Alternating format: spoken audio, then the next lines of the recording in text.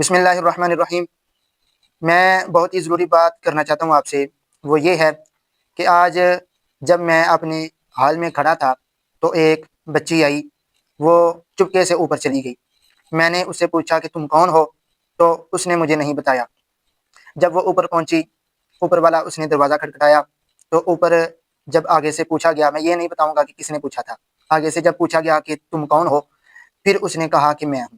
اس نے اپنا نام تو نہیں بتایا، لیکن میں اس کی آواز پہچان چکا تھا۔ میں یہ بھی نہیں کہوں گا کہ وہ کون ہے، میں دونوں کے نام نہیں بتاؤں گا۔ تو میں آپ سے یہ کہنا چاہتا ہوں کہ اپنی بچیوں کو تھوڑی سی تمیز سکھائیں اور کسی کے گھر میں داخل ہونے کا طریقہ بتائیں کہ آپ کی بچیاں کسی کے گھر میں ایسے ہی بلا وجہ چپکے سے داخل نہ ہو جایا کریں۔ اگر کوئی چپکے سے کسی کے گھر میں داخل ہوگا تو ہم اسے چور گردانیں گے، ہم اسے ڈاکو گردانیں گے۔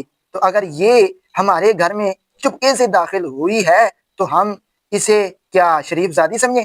اور میں آپ سے یہ کہنا چاہتا ہوں کہ جو بھی اس طرح کی مشکوک حرکت کرتا ہے، وہ عورت ہو تو چورنی ٹھہرتی ہے اور وہ مرد ہو تو چور ٹھہرتا ہے۔ تو میری درخواست آپ سب کے لیے یہی ہے کہ خدا را اپنی بچیوں کو، اپنے بچوں کو چوریوں سے بچائیں اور اپنے بچوں کی تربیت کریں اور انہیں بتائیں کہ کسی کے گھر میں داخل ہونے سے پہلے دروازہ کھٹکھٹا کے اور بیل بجا کے پھر داخل ہونا چاہیے، اگر کوئی اگلا انسان داخل ہونے کی اجازت دے تو، ورنہ زبردستی کسی کے گھر میں بدماشی کر کے داخل نہیں ہونا چاہیے۔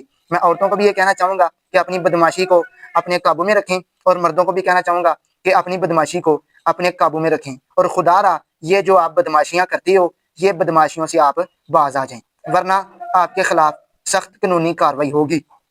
آخری بات کر کے میں اجازت چاہتا ہوں۔